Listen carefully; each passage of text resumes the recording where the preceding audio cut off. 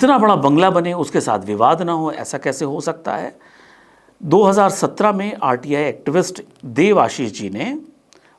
देवाशीष भट्टाचार्य जी ने उनके ऊपर एक सरकार को एक आरटीआई डाली कि ये लैंड परचेज के डिटेल्स दिए जाएं।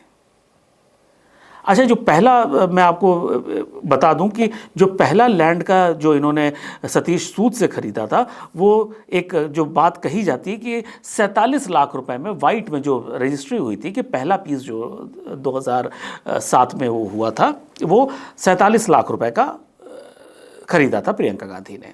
अब सतीश सूद के पास भी प्रॉब्लम ये थी कि वो किसी को बेच ही नहीं सकते थे। अगर प्रियंका गांधी जी वहाँ खरीदने नहीं आती तो वो शायद खरीद ही ना पाते, वो बेच ही नहीं पाते, क्योंकि प्रेसिडेंशियल एस्टेट होने की वजह से वहाँ पे वो कोई खरीद ही नहीं सकता था, परमिशन ही नहीं थी। वो सिर्फ एग्रीकल्चरिस्ट को ही बिक सकती थी या वो खुद उस पर कुछ करते। तो बात आती, देवाशीष भट्टाचार्य ने उसकी सरकार से डिटेल्स मांगे कि ये लैंड परचेज कैसे हुई है, इसके बारे में बताया जाए।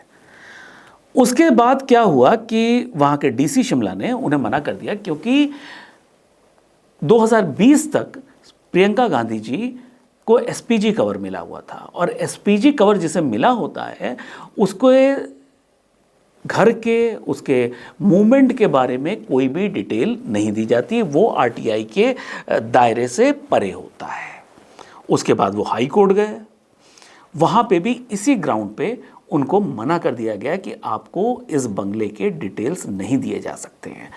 लेकिन राजनीतिक हलकों में हमेशा उनका बंगला अपने आप विवाद के घेरे में रहा।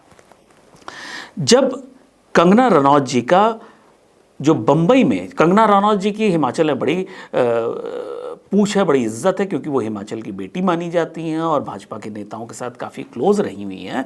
तो उनके जब बीएमसी ने उनके मुंबई के ऑफिस के कुछ हिस्से को तोड़ा, तो वहाँ पे रोशनी धर जो स्टेट बीजेपी की एक नेता हैं, उन्होंने जो है काफ़ी हंगामा किया कि जब हिमाचल की बेटी का घर तोड़ा गया, ऑफिस तोड़ा गया बंबई में, तो हमें भी प्रियंका गांधी का जो महल है उसको गिरा देना चाहिए, क्योंकि इसको बनाने में सभी तरह के नियमों की अनदेखी करी गई है। ऐसी स्थिति में उनका जो भी उनका अपना मानना था कि हमें ये बदले की कार्रवाई करनी चाहिए।